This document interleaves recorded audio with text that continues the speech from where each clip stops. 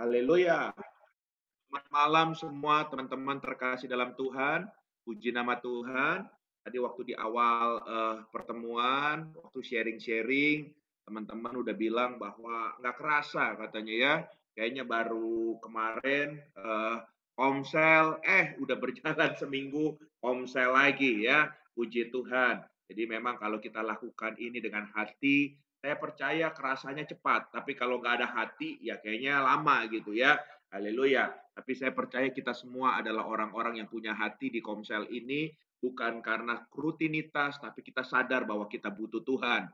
Nah, oleh sebab itu, malam hari ini saya ingin menyampaikan sebuah kebenaran firman Tuhan yang saya ambil dengan tema ya faithful to the King, yaitu bagaimana kita harus belajar setia kepada raja kita. Siapa raja kita? Tentunya raja kita adalah Tuhan kita Yesus Kristus yang adalah raja kita. Dalam mengiring Tuhan, kita perlu belajar hidup setia. Haleluya. Mari kita lihat sama-sama dasar kebenaran firman Tuhan dalam kitab Wahyu pasal yang kedua ayat yang ke-10 ya. Jadi kitab Wahyu ini beda dengan saudara kita yang namanya Wahyu ya. Sama-sama Wahyu tapi yang satu benar firman Tuhan, yang satu dibenarkan sama firman Tuhan. Haleluya. Haleluya, puji Tuhan. Oke, Wahyu pasal yang kedua ayat yang ke-10 demikian firman Tuhan. Jangan takut terhadap apa yang harus engkau derita. Sesungguhnya iblis akan melemparkan beberapa orang dari antaramu ke dalam penjara supaya kamu dicobai dan kamu akan beroleh kesusahan selama 10 hari. Perhatikan ini yang saya akan bahas. Dikatakan, hendaklah engkau setia sampai mati. Dan aku akan mengaruniakan kepadamu mahkota kehidupan. Haleluya. Saudara, dalam Wahyu pasal 2 ayat yang ke-10 khususnya bagian C dikatakan bahwa hendaklah engkau setia. Sampai kapan kita harus setia dalam mengiring Tuhan? Dikatakan sampai mati, sampai maut memanggil kita. Haleluya. Jadi sekali ikut Tuhan, harus selama-lamanya ikut Tuhan. Sekali iring Tuhan, harus selama-lamanya mengiring Tuhan. Sekali ambil keputusan melayani Tuhan, selama-lamanya harus melayani Tuhan kita. Haleluya. Sebab dikatakan waktu kita setia dalam mengiring Tuhan sampai kesudahannya nanti. Ya, bahkan bahasa Rasul Paulus dikatakan dia mengakhiri pertandingan dengan baik ya sampai pertandingannya itu finish ya. Nah, dikatakan bahwa aku hanya huruf besar akan mengaruniakan kepadamu mahkota kehidupan. Saya percaya saudara terkasih dalam Tuhan, Tuhan yang kita sembah adalah Tuhan yang tidak pernah berhutang. Kalau dia sudah berkata, dia sudah berfirman, dia akan menepati janjinya. Bagi setiap kita yang setia, sudah dikatakan bahwa mahkota kehidupan itu sudah menjadi bagian buat saudara dan saya. Di sini dikatakan mahkota, bukan topi, saudara. Sebab kalau topi itu sesuatu yang biasa, saudara. Tapi yang namanya mahkota itu bicara sesuatu yang wow, sesuatu yang wah.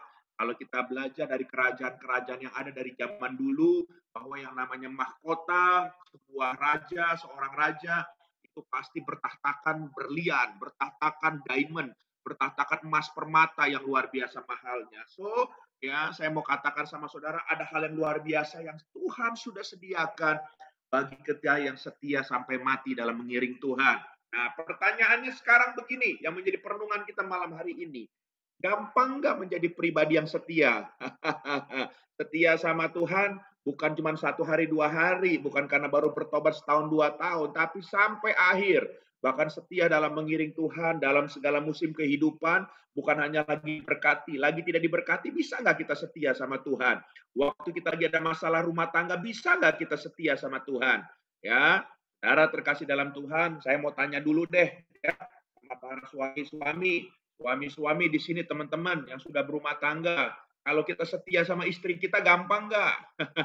Waktu saya nanya sama jemaat Tuhan dengan jujur, dia bilang, susah Pak, dia bilang, saudara setia sama pasangan aja susah, saudara. Ya, begitu juga istri mungkin. Ya, setia sama suami kadang nggak gampang kalau suaminya lagi ngejengkelin kita, gitu kan. Tapi saudara terkasih dalam Tuhan, kalau yang kelihatan aja nggak gampang, apalagi nggak kelihatan kita mau setia sama Tuhan. Ya, seringkali kita hidup mau-mau sendiri. Tapi hari ini kita belajar bahwa dalam mengiring Tuhan, kita harus belajar setia. Bagaimana suami istri bisa setia? Bagaimana kita bisa setia kepada pasangan? Saudara, nggak ada jalan lain. Kita cuma perlu Tuhan. Dan waktu kita punya Tuhan, roh Tuhan akan memberikan kita roh takut akannya. Maka dimanapun kita berada, kalaupun kita sedang ada tugas jauh daripada istri kita sedang ada apapun juga yang jauh daripada suami kita, kalau ada roh Tuhan, kita akan bisa tetap setia. Haleluya. Begitu juga dalam kehidupan kita, kita perlu Tuhan. Oleh sebab itu, saudara terkasih dalam Tuhan, dalam mengiring Tuhan, saudara akan setia kalau saudara bukan dengan kekuatan saudara, tapi saudara butuh Tuhan dalam hidup saudara. Nah, sekarang saya mau kasih tahu sama saudara, Tuhan yang kita sembah itu, ya, dulu dia waktu jadi ya pribadi yang namanya Yesus, dia adalah manusia 100%, Tuhan 100%. Tapi waktu dia mau naik ke surga, dia bilang, aku akan mengutus seorang penolong, Parakletos, ya. Dan itu adalah Roh Kudus. Ya, Roh Kudus itu adalah Roh Tuhan sendiri. Sebab kalau dia menjadi manusia, ya cuman yang ada di sekitar dia yang bisa diberkati. Tapi waktu dia menjadi Roh Kudus, itu rohnya dicurahkan kepada setiap orang percaya. Saya percaya bahwa akan ada kegerakan yang luar biasa. Akan banyak orang yang akan berkemenangan hidup dalam Roh Kudus.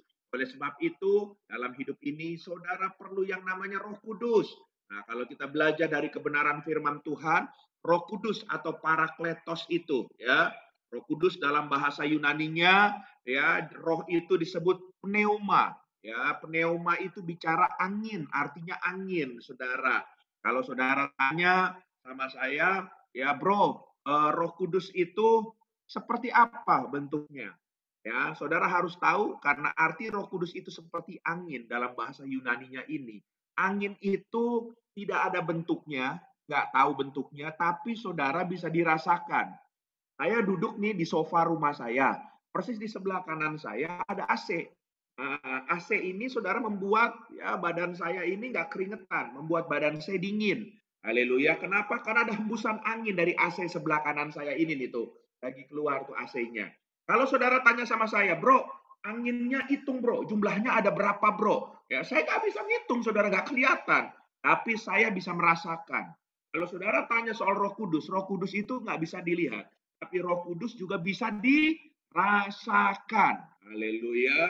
Makanya orang yang sudah punya hubungan intim dengan Tuhan, orang yang peka dengan Tuhan, dia bisa merasakan waktu hadirat Tuhan hadir, waktu Tuhan nyata melawat, waktu ada urapan Tuhan, Tuhan bisa membuat sesuatu, ada sesuatu yang kita bisa rasakan. Dan itu dibutuhkan dengan roh kita yang selalu intim dengannya. Makanya ada kepekaan rohani, saudara. Ya. Nah, dalam bahasa Ibraninya, roh itu disebut ruah. Ya, makanya dari kata ruah muncul kata roh, saudara terkasih dalam Tuhan. Oleh sebab itu saya cuma mau bilang untuk kita setia sampai akhir dalam mengiring Tuhan. Saudara perlu pertolongan Roh Kudus. Saudara perlu namanya Roh Kudus. Haleluya. Nah, oleh sebab itu, waktu seseorang penuh dengan Roh Kudus, hidupnya nggak akan sama lagi seperti dia hidup di dalam sebelum Roh Kudus. Ya, makanya Rasul Paulus kepada jemaat di Efesus pasal yang kelima ayat 15 sampai di kata 18 dikatakan begini. Karena itu, perhatikanlah dengan seksama bagaimana kamu hidup, janganlah seperti orang bebal, seperti orang arif, dan pergunakanlah waktu yang ada karena hari-hari ini adalah jahat. Sebab itu janganlah kamu bodoh, tapi usahakanlah supaya kamu mengerti kehendak Tuhan. Ayat 18, dan janganlah kamu mabuk oleh anggur, karena anggur menimbulkan hawa nafsu, tetapi hendaklah kamu penuh dengan roh. Makanya Rasul Paulus dalam jemaat di Efesus ayat ini, dia merekomendasikan saudara perlu Roh Kudus. Ya, jangan cuma asik dengan anggur. Anggur ini bicara dengan keduniawian. Keduniawian atau memang kedagingan itu memang mengasihkan, tapi sifatnya sesaat. Tapi kalau saudara hidup dalam roh, itu sampai kepada kekekalan. Nah, saudara mau pilih yang mana? Siapa yang ada di dunia ini aja, tapi nanti saudara binasa, atau saudara yang diberkati di dunia ini, dan saudara sampai kekekalan, saudara akan juga mengalami Tuhan secara luar biasa. Ya, kalau saya memilih yang kedua, saya sudah memulai hidup saya, membangun waktu saya bertobat, saya membangun hidup di dalam manusia roh, yaitu bersama dengan Roh Kudus. Nah, orang yang hidup dalam Roh Kudus, ada dua perbedaan. Nah, kita akan belajar ya. Nanti kita bandingkan. Nah, ini yang saya pengen sharingkan dan jadi perenungan kita malam hari ini. Ya. Nah, saya akan mulai dari ciri-ciri orang yang tidak hidup penuh dalam Roh Kudus dulu. Nah, orang yang tidak penuh dalam Roh Kudus, yang pertama, hidupnya akan berpusat kepada diri sendiri, ya, atau dalam tanda kutip, ini akan menjadi orang-orang yang egois, saudara, ya. 2 Timotius pasal 3, ayat yang pertama sampai dengan yang kelima dikatakan, ketahuilah bahwa pada hari-hari terakhir akan datang masa yang sukar. Ayat kedua, manusia akan mencintai dirinya sendiri dan menjadi hamba uang. Mereka akan membual dan menyombongkan diri. Mereka akan menjadi pemfitnah. Mereka akan berontak terhadap orang tua dan tidak tahu berterima kasih. Ayat 3, tidak tahu mengasihi, tidak mau berdamai, ya, suka menjelekkan orang. Wah, ini bahaya, saudara, ya. Tidak dapat mengekang diri, garang, tidak suka yang baik, suka mengkhianat, tidak berpikir panjang, berlaga tahu, lebih menuruti hawa nafsu daripada menuruti Allah. Ayat 5, secara lahiriah mereka menjalankan ibadah mereka, tetapi pada hakikatnya mereka memungkiri kekuatannya. Jauhilah mereka itu. Haleluya, haleluya. Saudara, dari 2 Timotius ini ada di akhir zaman ini tipe orang seperti ini. Pusatnya cuma saya, aku. Ya, saudara, termasuk dalam hidupnya, saudara. Ya, kalau saudara disuruh ibadah, dia bilang nggak bisa. Saya harus jam ibadah itu saya harus buka toko, saya lagi. Haleluya. Waktu disuruh komsel, nggak bisa. Waktunya itu saya perlu istirahat cukup, saya lagi. Haleluya. Waktu disuruh berdoa, nggak bisa saya berdoa. Doa kan bisa di mana aja. Pokoknya banyak alasan. Karena bilangnya saya. Saudara, orang yang seperti ini tidak bisa diajar firman Tuhan. Hati-hati, saudara. Ya, ini adalah ciri hidupnya itu tidak dikuasai oleh Roh Tuhan. Ya, mereka cuma berpusat dirinya bukan untuk kemuliaan Tuhan, tapi untuk dirinya sendiri. Termasuk soal mengelola uang. Waktu uang itu dipakai untuk saya, keluarga saya, masa depan saya, semua saya. Mereka lupa bahwa apa yang dititipkan Tuhan itu semuanya untuk dikembalikan untuk kemuliaan Tuhan. Mereka nggak berpikir untuk menabur, untuk membantu orang, karena itu hati Tuhan. Saudara, hati-hati, saudara. Jangan jadi orang bukan hanya pelit atau medit, tapi kikir. Nah, orang yang kikir itu cenderung hidupnya berpusat sama diri sendiri, dan ini salah satu ciri orang yang nggak penuh dengan Roh Kudus. Haleluya. Jangan sampai mendukakan Roh Kudus yang ada dalam hidup kita ini cuman gara-gara kita punya gaya hidup yang kikir, saudara. Haleluya. Ya, yang kedua, saudara terkasih dalam Tuhan, kita akan belajar yang kedua. Ciri orang yang hidup tidak dalam Roh Kudus adalah hidupnya tidak setia kepada Tuhan. Mazmur 78 ayat yang ke-8 sampai dengan yang ke-11 dikatakan, dan jangan seperti nenek moyang mereka, angkatan pendurhaka dan pemberontak, angkatan yang tidak tetap hatinya dan tidak setia jiwanya kepada Allah. Bani Efraim, pemanah-pemanah yang bersenjata lengkap, berbalik pada hari pertempuran. Ya, ayat yang ke-10. Mereka berpegang pada perjanjian Allah dan enggan hidup menurut Tauratnya. Mereka melupakan pekerjaan-pekerjaan dan perbuatan-perbuatan yang ajaib yang telah diperlihatkannya kepada mereka. Ayat yang ke-11, saudara, ayat terakhir, ya, saudara terkasih dalam Tuhan. Oke, mereka melupakan pekerjaan dan perbuatan ajaib yang telah diperlihatkannya kepada mereka. Oke, cukup sampai di sini. Jadi saudara terkasih dalam Tuhan, hal yang kedua adalah tidak mau setia kepada Tuhan. Ini orang yang tidak punya Roh Kudus, tidak dipimpin oleh Roh Kudus. Sebab kalau orang punya Roh Kudus, dia akan mau tetap hidup setia kepada Tuhan apapun kondisinya. Ya, saya kemarin dalam channel YouTube saya baru membahas soal itu. Ya, saya membahas orang yang setia ini adalah orang yang tulus dalam melayani Tuhan. Dan saya bilang begini, saudara terkasih dalam Tuhan, gampang aja sih untuk melihat orang tulus atau enggak. Orang yang tulus itu waktu sedang mengalami proses sekalipun, dia akan tetap stay, dia akan setia. Haleluya. Sebab kalau orang yang waktu dalam proses, yang dia bilang, saya mau melayani Tuhan, tapi waktu di proses dia ninggalin pelayanan, orang itu bukan orang yang setia dan orang itu nggak tulus. Jadi saya mau bilang sama saudara, biarlah kalau saudara penuh dengan Roh Kudus, apapun musim hidup saudara, Katakan, sekali Yesus tetap Yesus. Sekali melayani tetap melayani. Sekali cinta Tuhan tetap cinta Tuhan. Itu baru keren, saudara. Amin. Haleluya.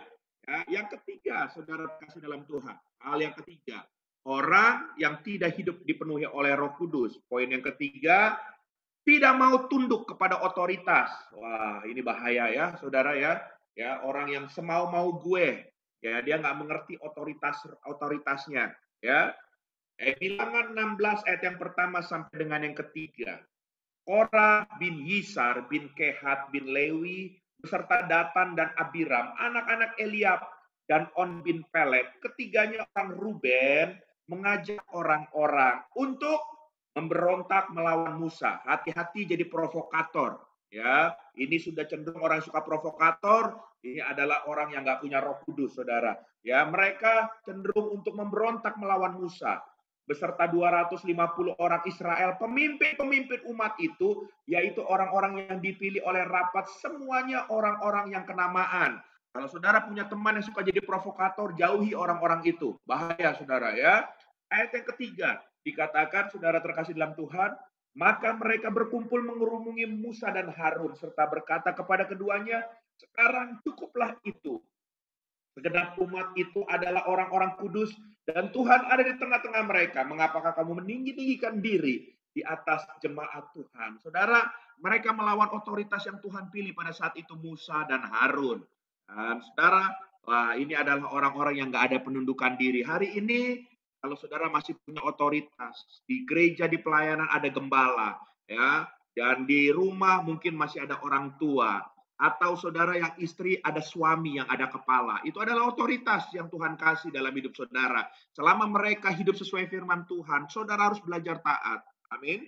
Bahwa waktu saudara taat sama otoritas, baru tingkap langit terbuka, berkat akan dicurahkan. Karena urapan itu turun dari rambut ke jubah Harun, semua sampai bawah. Ya, dari kepala turun ke bawah. Jadi waktu saudara ada penundukan diri, dari otoritas diberkati, saudara juga akan diberkati yang ada di bawahnya. Haleluya, puji Tuhan. Yang keempat, saudara terkasih dalam Tuhan, orang yang hidup nggak penuh dalam Roh Kudus, orang ini akan senang melakukan kedagingan. Saudara pasti pernah ketemu orang yang disuruh, ya maksudnya gini loh, kita tahu bahwa itu tindakannya nggak benar, terikat dengan hal-hal yang membuat hidupnya tercemar. Kita udah kasih nasihat, kasih tahu, tapi nggak mau berubah. Mereka terus senang dalam kedagingannya. Saudara, orang ini pasti nggak hidup penuh dalam Roh Kudus, ya. Dikatakan ayat 19, Galatia 5 ayat 19 sampai 21, perbuatan daging telah nyata, yaitu percabulan, kecemaran, hawa nafsu. Ya, jangan ada di antara kita yang melakukan ini ya. Ya, lalu ayat yang ke-20, apalagi? Penyembahan berhala, sihir. Jangan ada yang suka kedukun, paranormal, tukang kuamiah, jangan ada ya. Haleluya. Terus perseteruan, perselisihan, ya. Selalu aja ada di mana jadi troublemaker, ya. Nah, bahaya saudara orang gini ya.